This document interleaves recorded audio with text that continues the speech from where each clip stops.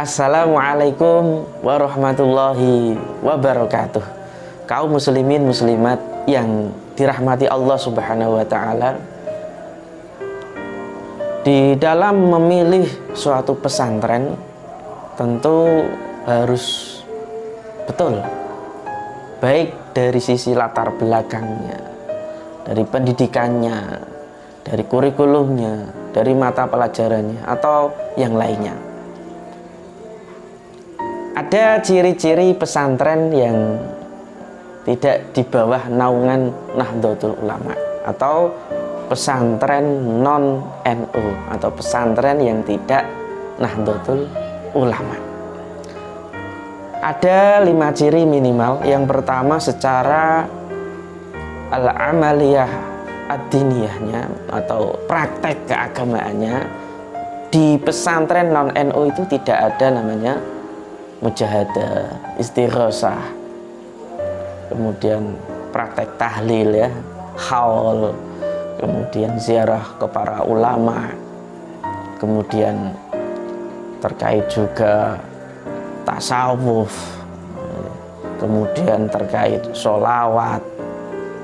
Itu praktek-praktek yang seperti ini itu tidak ditemukan di pesantren non-NU.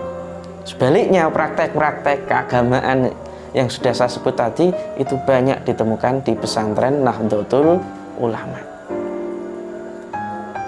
Kemudian ciri yang kedua, pesantren non-NU yang tidak NU terkait al-libas, yaitu terkait baju. Bajunya ada yang memakai cadar, kemudian celananya cingkrang, kemudian terkait juga pakainya baju besar-besar begitu. Pokoknya beda. Kemudian yang ketiga terkait dengan al-maraji al-kutubiyah atau maraji'u al-kutub ad-diniyah, yaitu referensi atau rujukan kitab-kitabnya itu tidak seperti yang ada di pesantren Nahdlatul Ulama. Di pesantren non-NU rujukannya biasanya terkait Syekh Utsaimin atau rujukan kitab-kitab Syekh Utsaimin, bin Bas, kemudian Ibnu Taimiyah yang lebih sepuhnya atau yang lebih tua lagi, kemudian ada Hasan al-Banna, kemudian Sayyid Qutb dan yang lainnya. Bahkan dari kalangan yang lain sangat banyak sekali kitab-kitab yang tidak direferensikan oleh Nahdlatul Ulama, tetapi direferensikan oleh pesantren-pesantren yang non Nahdlatul Ulama. Ini harus cermat. Begitu. Kemudian yang keempat terkait tauhid. Ini penting. Tauhid di pesantren tersebut diajarkan terkait ada 3 ya pembagian tauhid di pesantren non Nahdlatul Ulama. Yang pertama tauhid rububiyah, ada tauhid uluhiyah, tauhid asma wa sifat. Nah, ini ketika menemukan ajaran-ajaran di dalam pesantren tersebut, maka tentu itu bukan pesantren Nahdlatul Ulama. Begitu. Kemudian yang terakhir atau yang kelima yaitu sahlatu takfir wa tabdi'.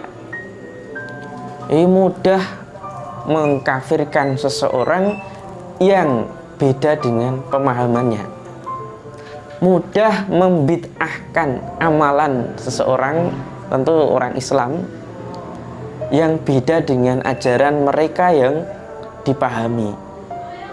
Padahal ajaran-ajaran yang mereka sampaikan itu belum tentu benar. Karena apa?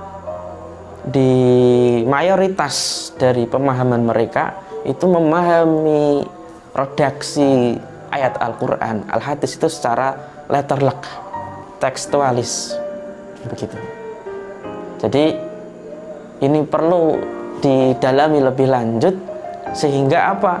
Sehingga ciri-ciri ini bisa dipahami, sehingga nanti ketika para orang tua hendak memondokkan anak di pesantren, harus benar-benar mengetahui dalamnya pesantren itu. Ini haluannya kemana, ini rujukannya kemana, ini pesantren ini endingnya, the goalnya itu seperti apa, itu harus tahu. Jangan sampai ikut-ikutan kemudian tidak pilih-pilih, langsung saja dimasukkan tanpa mengetahui latar belakang dari pesantren itu, pendidikannya, kurikulumnya, mata pelajarannya, dan ending dari pesantren itu seperti apa, itu harus diketahui. Jangan sampai salah memilih pesantren, jangan sampai salah menentukan pendidikan seorang anak, karena akan fatal, akan rugi akhirnya. Mudah-mudahan bisa dipahami para orang tua khususnya dan kaum muslimin pada umumnya. Mudah-mudahan berkah dan manfaat. Terima kasih. Wassalamualaikum warahmatullahi wabarakatuh.